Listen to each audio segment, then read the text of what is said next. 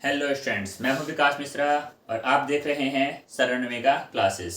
सो students, अपने previous video में हमने एक बहुत ही इम्पोर्टेंट थ्योरम को प्रूफ किया था जो कि 3 मार्क्स का बोर्ड में आता है।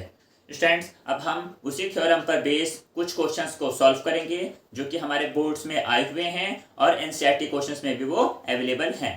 तो स्टूडेंट्स, आइए शुरू करते हैं। सो स्टूडेंट्स, अपने प्रीवियस वीडियो में हमने ये थ्योरम प्रूव करी थी कि any kind of number which comes in root and if it is a prime so it is a irrational number, कि अगर कोई भी नंबर वो अंडर रूट में है and it is a prime और वो प्राइम नंबर है तो वो ऑलवेज इरेशनल नंबर होगा, वो कभी भी रैशनल नहीं हो सकता।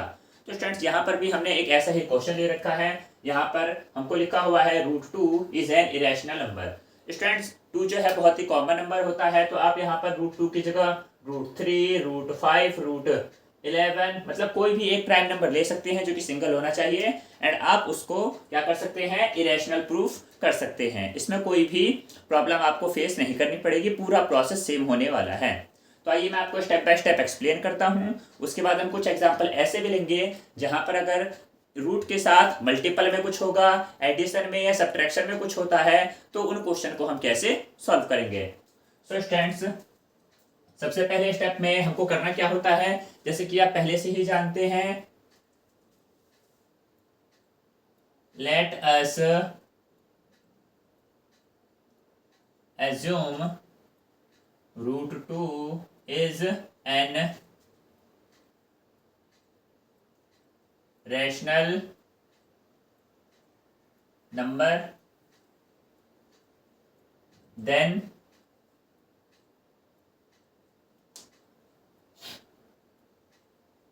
there exist 2 number A and B such that A, B are co-prime,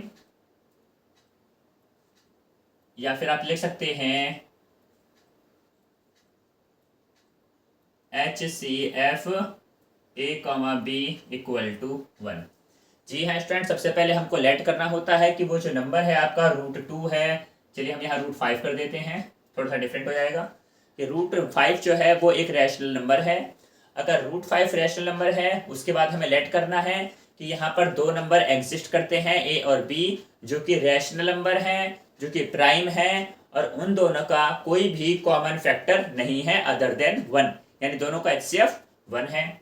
उसके बाद स्टूडेंट, स्टेप 1 में आपको दोनों नंबर को इक्वल रखना होता है A/B and squaring both side करनी होती है।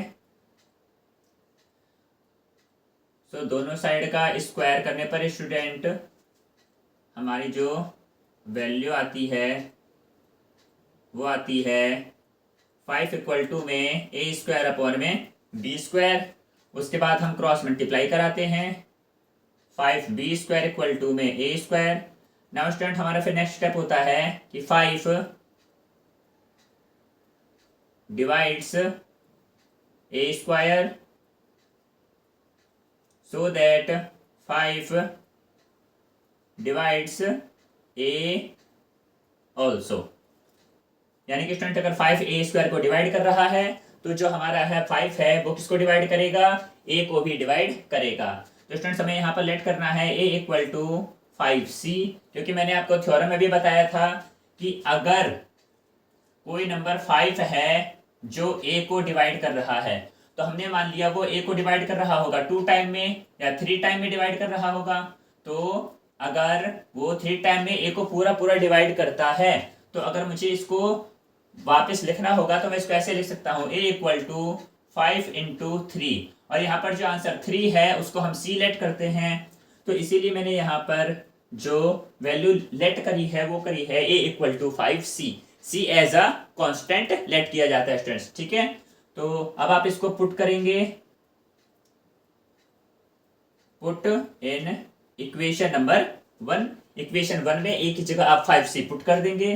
तो जो हमारी वैल्यू आएगी स्टूडेंट्स, 5B² = में 5c का square. And now the second step is step 2 student is 5b square equal to में 25c square. Now b square equal to 25 upon 5, c square 5 से डिवाइड हो जाएगा 5 टाइम्स में। Now b square equal to में 5c square. उसके बाद student same हमें ये स्टेप रिपीट करना होगा जो हमने यहाँ लिखा था कि 5 divides b square so that 5 divides b also। And students यहाँ पर हमारा आंसर आ जाता है जैसे मैंने आपको पहले ही बताया था, बस हमें यहाँ पर अपना वो अजप्शंस लिखना होता है। तो अब हमें यहाँ पर लिखना क्या होगा, तो हमें यहाँ लिखना होगा that is contrary because of our wrong assumptions A and B have 5 as a common factor. So √5 is an irrational number. That is contradiction, ये गलत बात है। Because of our wrong assumptions, क्योंकि हमने स्टार्टिंग में ही गलत मान लिया था, क्योंकि रूट का कोई भी नंबर प्राइम है तो वो रैशनल नहीं हो सकता। यहाँ पर ए और बी का एक कॉमन फैक्टर 5 आ रहा है, और जबकि स्टार्टिंग में हमने बोला कि दोनों का कोई कॉमन फैक्टर नहीं है 1 के अलावा। सो इसीलिए √5 क्या होगा स्टूडेंट्स, हमारा एक इरेशनल नंबर माना जाएगा। तो स्टूडेंट आप ध्यान से देख सकते हैं कि ये 2 सिंपल छोटे स्टेप्स में आप इस पूरे क्वेश्चन को सॉल्व कर सकते हैं। ठीक है स्टूडेंट्स, आइए आप कुछ ऐसे एग्जांपल लेकर के सॉल्व करते हैं जो कि हमारे पॉजिटिव में होंगे और मल्टीप्लिकेशन में होंगे, जिसकी हेल्प से हमें ये पता चलेगा कि एग्जाम में कई क्वेश्चन आते हैं तो इसको हमें कैसे सॉल्व करना है। जैसे मैं एक क्वेश्चन ले लेता हूँ 3√2, एंड एक और क्वेश्चन ले लेंगे स्टूडेंट्स जो हो जाएगा हमारा 5 - √3। ये 2 डिफरेंट क्वेश्चंस हैं जिसको हमें सॉल्व करना है, और हमें ये दिखाना है कि ये हमारे इरेशनल नंबर हैं। तो सबसे पहले स्टूडेंट्स हम सॉल्व करेंगे क्वेश्चन नंबर 2 को। तो सॉल्यूशन ऑफ 2, तो स्टूडेंट सॉल्यूशन ऑफ 2 के लिए जो ये लाइन होगी स्टूडेंट हमारी ये सेम रहेगी। आपको बस करना क्या होगा, आपको यहाँ पर लिखना होगा let's assume 3√2 is an rational number, then there exist 2 number a and b such that a b are co-prime HCF 1। यहाँ तक आपको पूरा जो है स्टूडेंट वो सेम लिखना है। उसके बाद से सॉल्व करना है 3√2 इक्वल a/b। तो हम यहाँ करेंगे नेक्स्ट स्टेप में √2 equal to a/3b as we know √2 is an irrational number and a/3b is